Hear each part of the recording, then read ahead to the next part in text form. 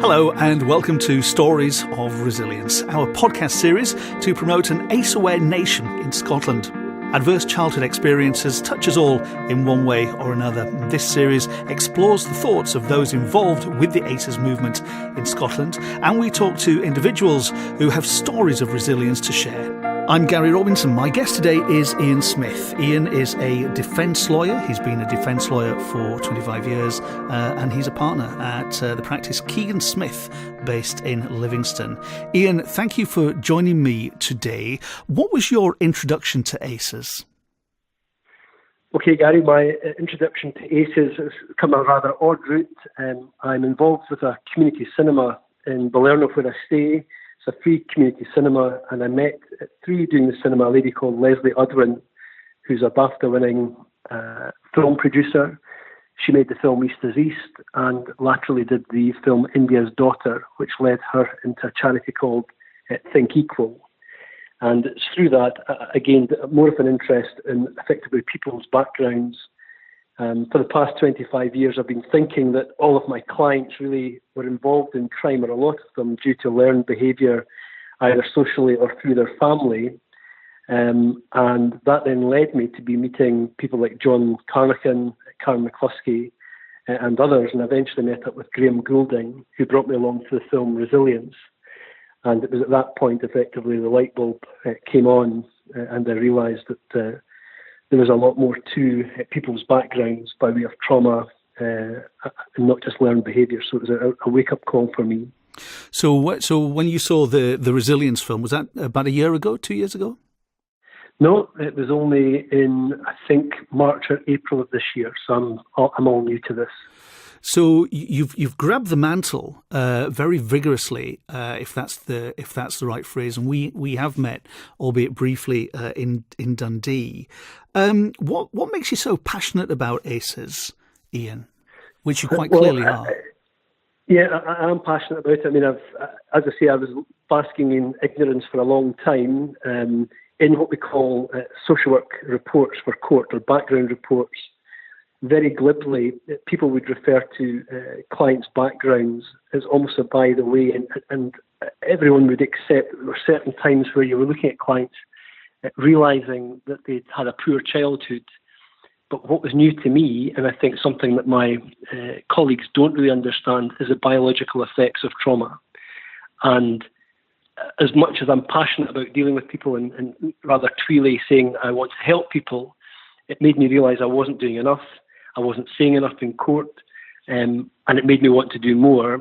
So the initial thought was to learn more. So I've been along to a lot of stuff, kindly guided by Suzanne Zedike, with Tina Henry, and all the other effectively gurus within the ACEs campaign have been very kind to me and have guided me. I've spent a long time reading a lot of literature, which is there, attending events by Theatre Nemo, Vox Luminis, and really just listening. And that's helped my awareness. And in turn, I've then tried to pass that on through either tweeting or bleating about it to my colleagues, who I think are now getting that there's something in this, albeit very slowly. What was their reaction at first? Well, the reaction at first now really is, this is a bit wishy-washy, and, you know, is it really that relevant? And it's really, I think other people have got to reach their own light bulb moments, but for me, it was a really big thing.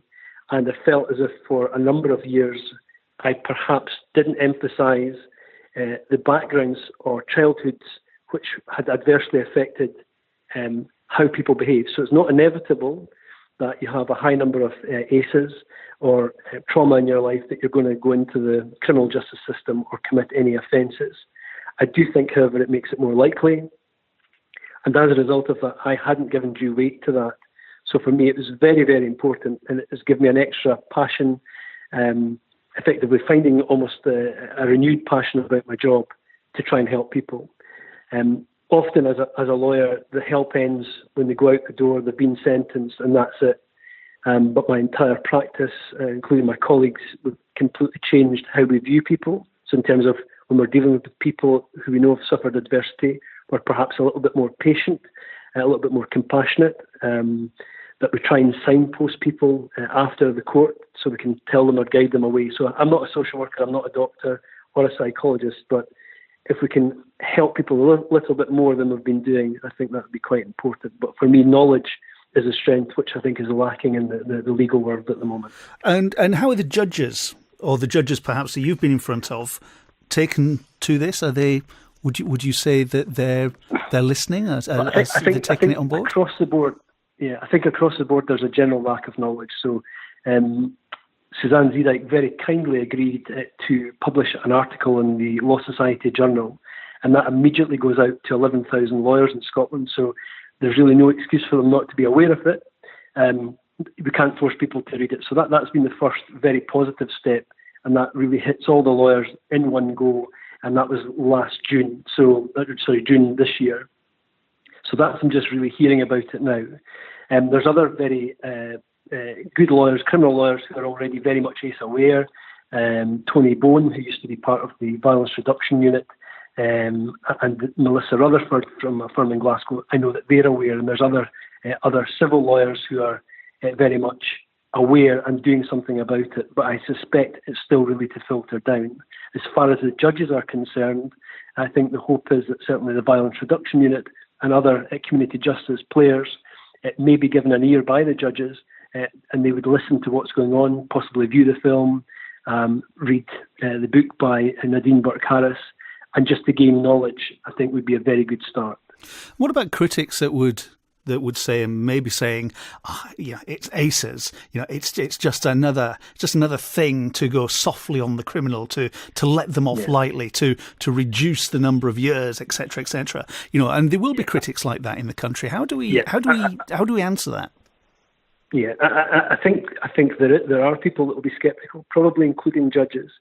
My experience, and I can only go on what I've found, so this is not a statistic that has got any evidence behind it. But in my years of dealing with criminal cases, I have found that when it comes to adversity or poor childhoods or traumatic circumstances, sexual abuse or otherwise, people underreport rather than overreport. So I think the concern that there might be a floodgates argument to say, well, if we're gentle or softer on people with adversity in their childhood, then everyone's going to say it. I'm pretty sure that will not happen. So that would be the first point, is I don't think people will over-report it. And if they try to, I think they would be found out. So it's not, I think ACEs won't become a get-out-of-jail-free card. It's not a case here of saying to people, because of adversity, that's a wee shame and we're not going to punish you. So it's not really about a lack of punishment, but more an awareness of how best to deal with people. And that might be that they give people help. It might be give them supervision through a community payback order rather than necessarily punishment. And again, people might think that is soft on crime. However, it's a term I think that the community justice people use and the VRU use called smart justice. It's basically doing longer term the best thing for the community, which might be stopping people committing offences further on by getting the help to the people that most need it. So effectively, those that are affected by adversity, in my view, can be saved. And there's many stakeholders who we need to reach out to. So, there's the law, there are judges, there are social workers, there are the prison system, or the prison system, because it's inevitable that some people that have a high ACE score are going to end up in jail. And it's how they are dealt with, I imagine, by the prison system. But before we look at that, can you tell me about the story of Liam?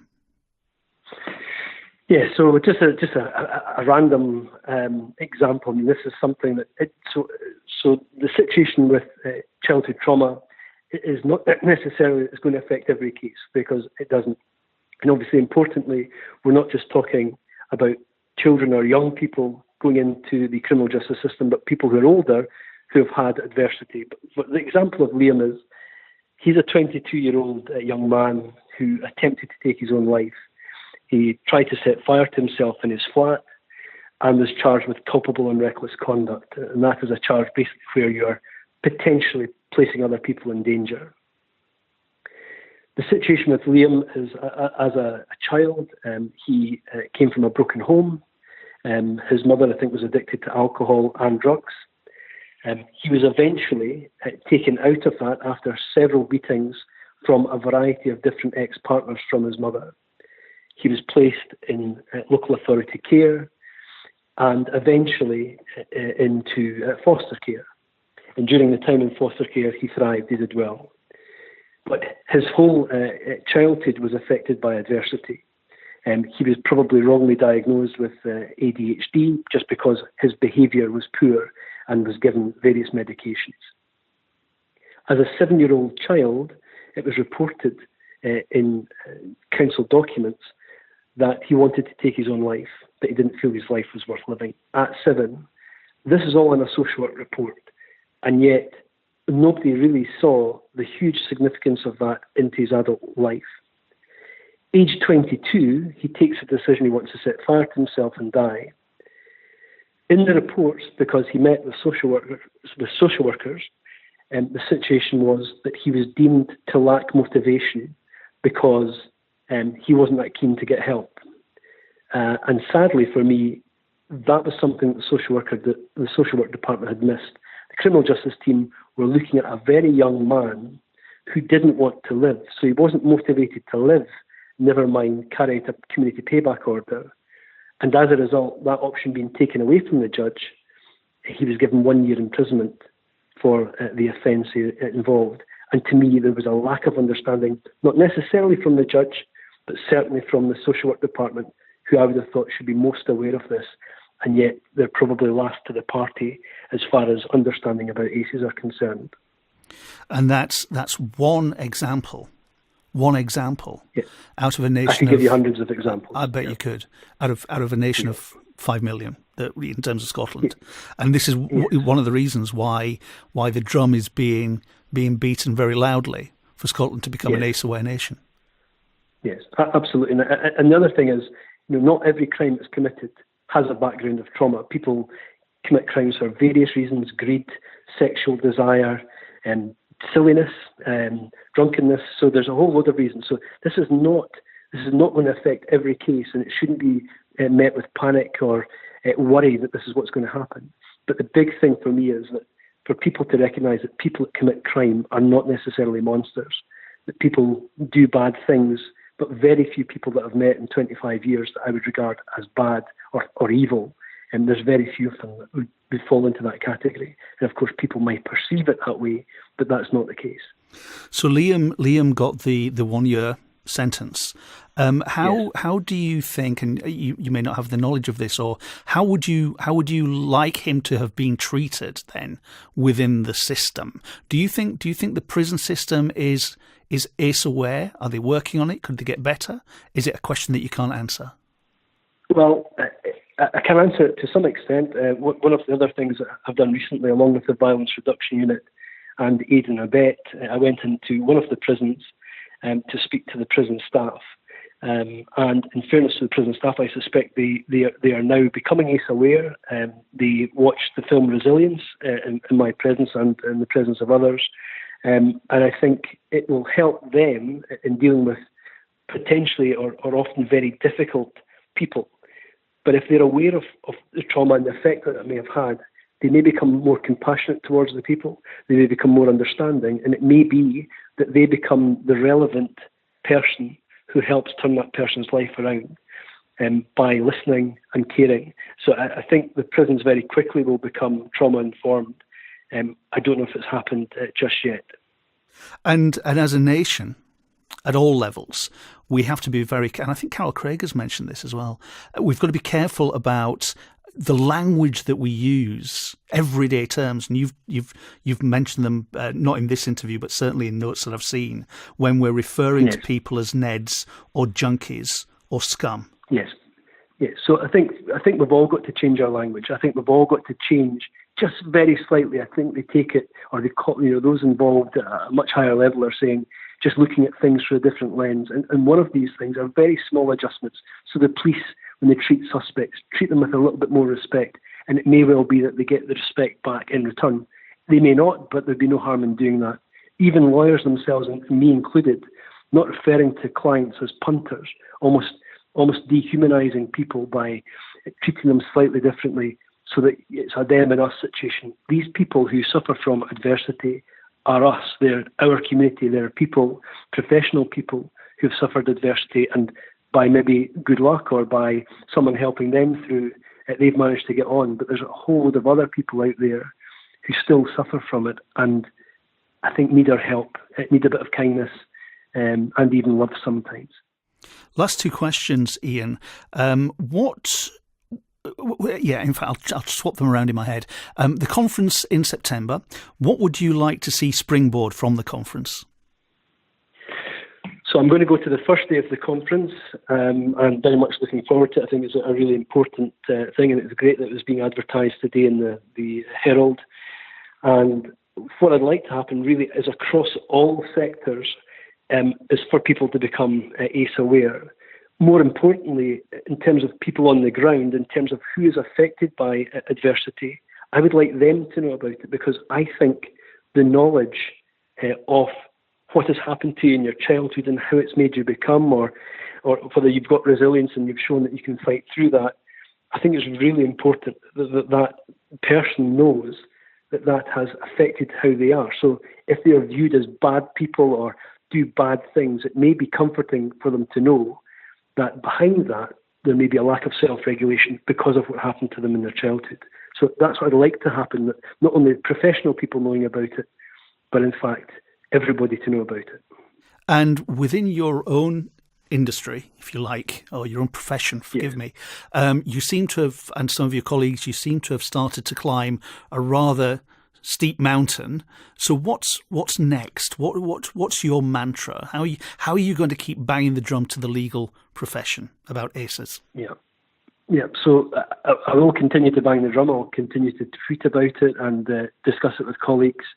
I will be involved, hopefully, going forward with being effectively an ACE-aware defence lawyer, so that if people wish to hear the other side of things, so that, from a criminal justice point of view, that they can be made aware by me of what I do, and if that's helpful by gaining other people knowledge, that'd be helpful. My own view is, though, that there needs to be a top-down approach to what's going on. So if the judges themselves become ACE-aware, then they can spread what should happen across the criminal justice system. So in my view, that judges could consider presiding with kindness, can look towards dealing with people with respect, and that must filter down to the police, to the prosecution, to defence lawyers, to the bar officers at the court, everyone who's dealing with people through the criminal justice system, the social work department, so that everyone is firstly ACE aware, and then perhaps just tweaking how you deal with people to act more kindly, I think would pay huge dividends in the long run and result in a reduction of crime. Iain Smith, thank you very much indeed. Thank you very much, Gary. That was Stories of Resilience, celebrating individuals and organisations who are helping to make Scotland an ACE-aware nation. Find out more about ACEs and the ACE Aware Conference this September in Glasgow at www.aceawarescotland.com.